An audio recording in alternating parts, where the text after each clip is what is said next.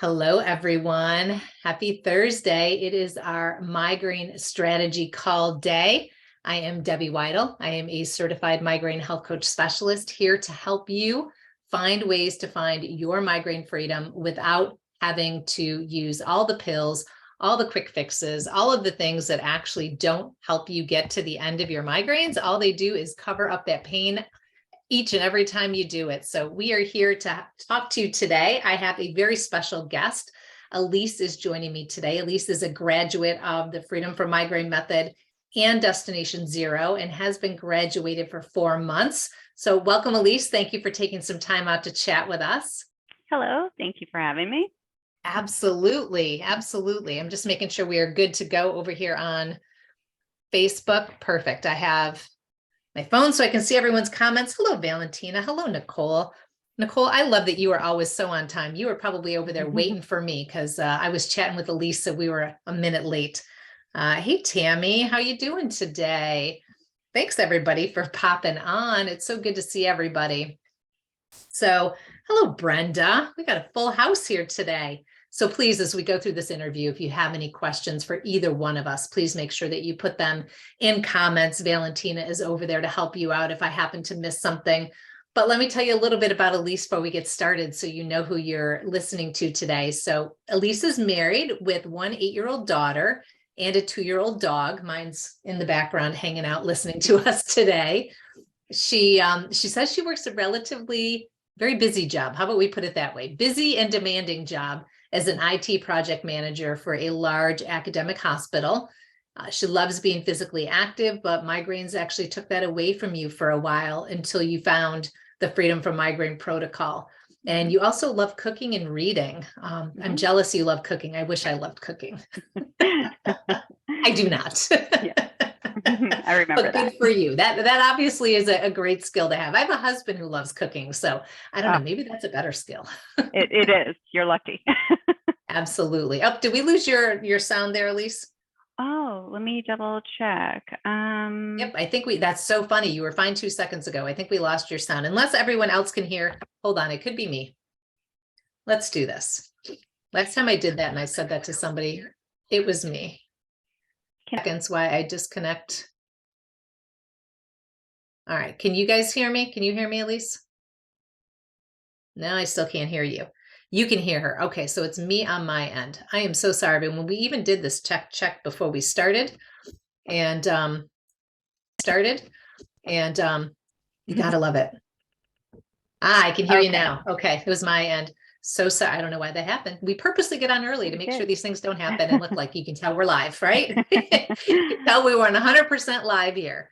Okay, so today's call is 100% for my type A ladies that are in this group. The ladies who feel like they can do it all, and I know all of you know who you are. So let me know in the comments right now. Type in type A if this is you. You are that person who, when school comes up to you and says that they need brownies for your kid's school and you have a pounding migraine, you say yes. I'd be happy to make brownies for you today. You're that person who uses medication to get through sporting events, school events, family functions, or you're shoving ice on your neck or heat so that you can continue to work on that presentation or whatever it is you have to do for work, pushing through. Most of us, who are type A, we push through life since we think that the world can't survive without us. That we are the end all and be all. Our kids will perish if we're not there. The husband or wife will starve if we don't feed them. So we put ourselves last, right? We put ourselves last on that kind of totem pole that we have in our head of the hierarchy, the priority. And when we do that, as Aliece found, we end up sapping all of our energy away from us and giving it to everyone else, which leaves us in this state of disease and migraines. So this is where Aliece was, and I know this is where many of you are. Yeah, I've got some type A's people jumping in right now. Hey, Jamie, how are you? Yeah, everybody jumping in that they're type A. So this is going to be an amazing call for all of you. So this is where Aliece was, not where she is now. So Aliece, what was that moment in your migraine journey that actually made you decide to put yourself first instead of everybody else for a change? Yeah. I think it was when I finally got, well, I was in the program. I was already in the program. And I finally got a little bit of distance between my migraines. So I finally got a little bit of breathing room where I started noticing my triggers and my prodromes, which I never was clear on before, because I was almost in constant migraine state of either getting one, getting over one, or something. And I was then better able to start correlating, oh, I just had a really stressful moment and now I'm getting a migraine. Or I, just powered through that meeting and I was really hungry and I didn't eat beforehand and now I'm getting a migraine. Or, I didn't take time to exercise this week and now I'm getting, so I was able to start putting those pieces together once I was able to get a little bit of breathing room and distance from the migraine and start understanding that, yes, this is real. Stress is real. I can't just wish them away. They are actually happening. Wouldn't that be nice if we could just do that? Wish the stress away, wish the migraine away. It doesn't really work though. No. Amazing. So you started noticing, and I love how you bring up prodromes, right? Because we talk about this a lot in the Freedom from Migraine protocol about how we really need to start being in tune with ourselves and learning those early warning signs, which prodromes are, but so many people think that prodromes have to be neck pain, nausea, dizziness, head pain. But we actually teach women to find those things that aren't pain related that are a prodrome so that you can start noticing things ahead of time. But when you're busy, Aliece, you don't notice any of that, do you? No. And I almost purposefully ignored them, because I didn't want to deal with it. It was a distraction. It was too much. It's taking too much time away from my life. And they do, right? They take so much time away from our life. So we try to, bandage them up with all these things that, as you know, and so many other women know, those Band-Aids stop working after a while. They definitely do. So why was this such an important decision for your physical health, that you really needed to slow down a little bit and put you in a little bit more focus? I think for me, it was almost like self-acceptance. It was almost like, okay, this is who I am. I am somebody that has to take some breaks. I have to eat the way I have to eat to feel good. And I have to, exercise. I have to do all these things. It's like being like, a plant or a flower that needs, the right amount of sunlight and water and all of those things, right? And I kind of didn't want to be that. And so, but I had to get to a point of, no, accept that this is who you are. And when you start listening to that and honoring that and listening to your body and taking steps to make yourself feel better. And once you have those tools, taking those steps, the migraines just dissipate. I mean, I just had fewer and fewer and the intensity went down and they were further between. And it just improved my physical health so dramatically. I mean, not even just in not having fewer migraines, but also having more energy, and the interesting thing was, as I took more breaks, and, everybody kind of says this, but it's true. As I took more breaks, as I listened to my body more and paid attention and gave it what it needed, I was able to get more done. So it wasn't that I got less done, and everybody survived. My family was okay, They didn't starve to death. And nobody starved to death. I was so worried about like my daughter. Oh, what's going to happen? Like if I exercise and she has to spend 30 minutes, in independent, like she was fine. Everybody was fine. So it worked out really well for me and for those around me, actually, because then I was able to show up more fully for everything in my life, at work and home, so. Absolutely. So by doing that, by actually focusing on yourself for a while, you made a larger impact on your family. Yes, definitely.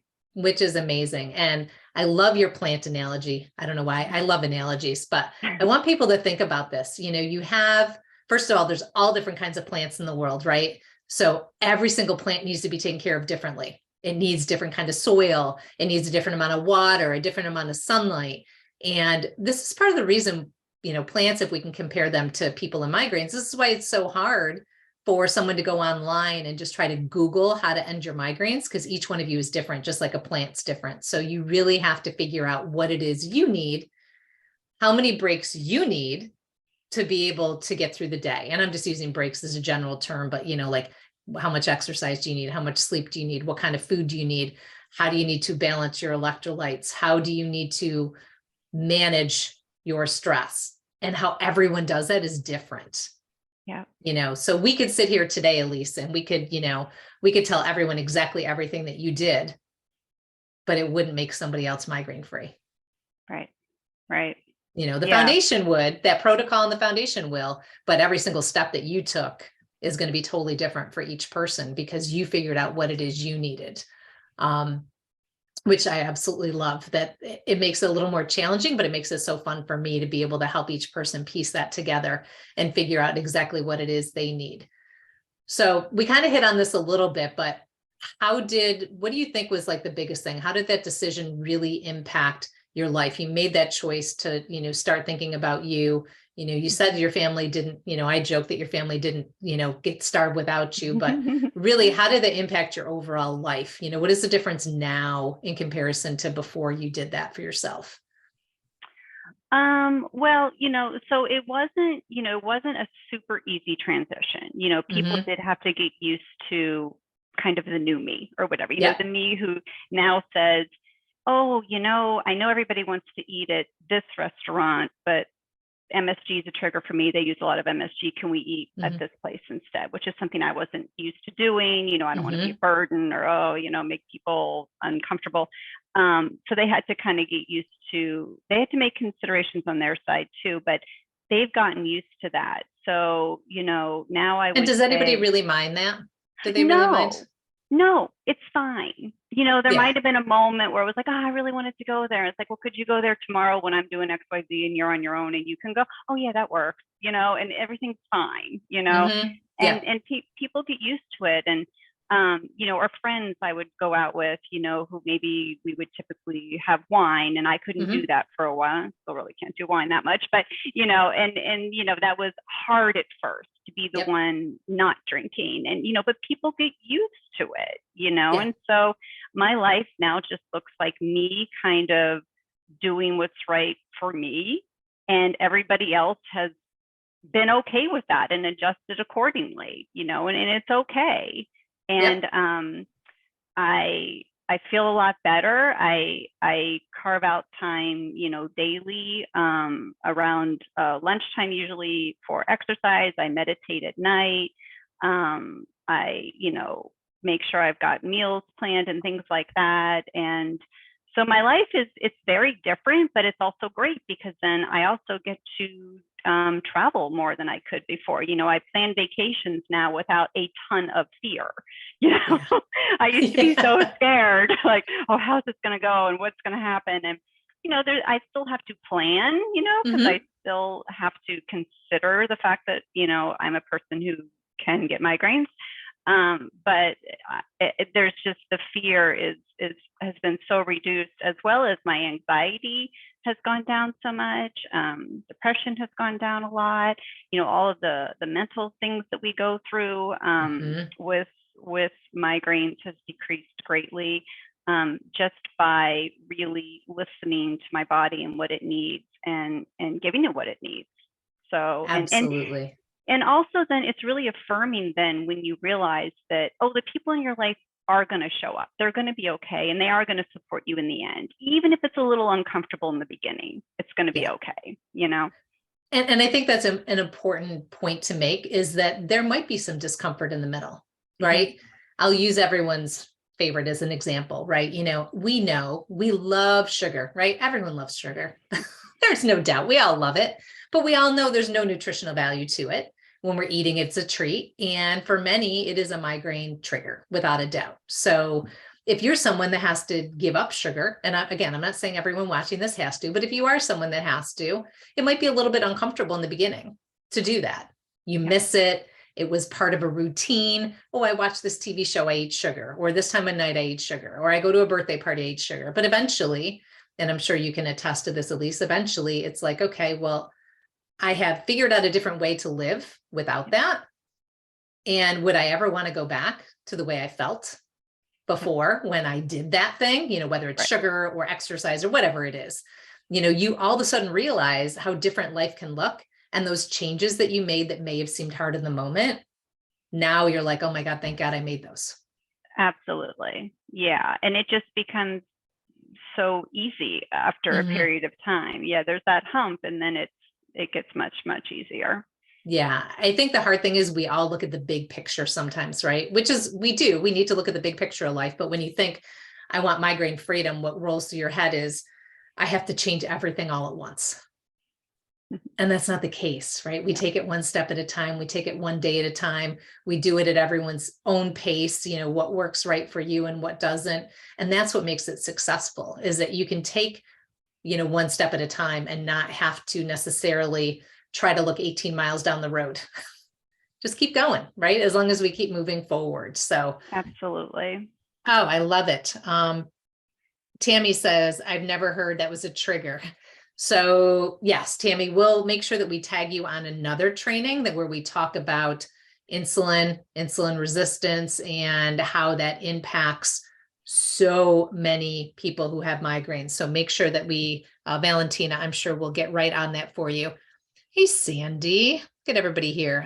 Nicole, irritability is a major prodrome for her. Yes, never validated before joining Freedom from Migraine. Absolutely. Cindy, Sandy, Sue, hello, everyone. Jamie, good to see everybody. Again, we're going to be on just for a couple more minutes. So if you have any questions, feel free to pop them in chat. And if you're watching on the replay, give us a hashtag replay with your question, and we'll make sure that a team member reaches out to get you the answers.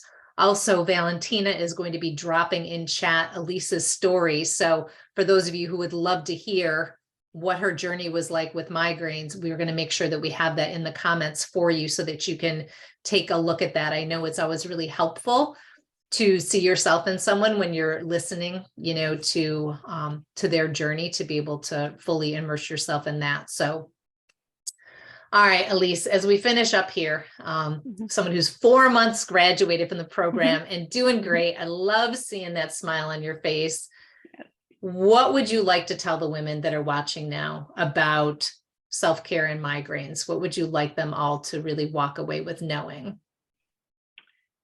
I guess I would just say, whether or not you're taking care of other people in your life or not, you're worth taking care of. And if taking care of other people is your motivation, then know that taking care of yourself is absolutely going to help you take better care of them. But even if you're not, you're still worth it. I know that's oversaid a little bit, but it's really, really true. And in the end, you'll be a better, wife, spouse, mother, daughter, friend, as a result. And you'll be in less pain and have more energy. So it's so worth it. And I fought it for so long. But I would just recommend giving in, accepting what you need, because eventually you will have more energy, you will get more done, and you'll just be happier and in less pain. So I highly recommend it. Yeah. And you're a totally different person, right? At least I know I was. When I had migraines every day, there were days I was pretty bitchy and grumpy. And I had so much energy to be tolerant.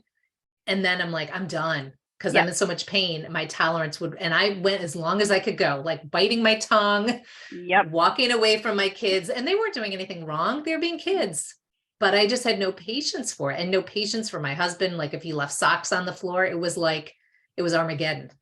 Like, oh my God, they're socks. They are literally socks on. Are we really going to fight over socks? But because I was so miserable and so exhausted from trying to cover up the pain, the socks were a big deal. Wasn't about the socks. It was about the pain. So for any of you that can resonate with that, know that if you are pushing through with these migraines, you're not living your life. You're living the migraine life. It is not your life, because you are not acting like you. There's no way that anyone can act like themselves when they're in pain. Absolutely.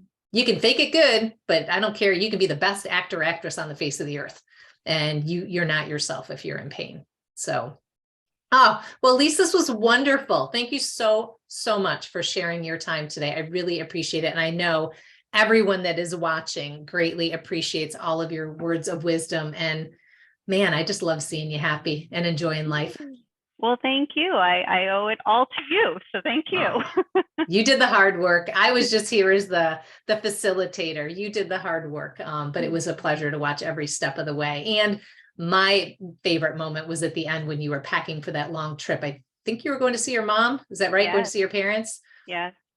Yeah. Because I knew the day I met you that would never have happened that day. Oh, no. You know? No, absolutely not.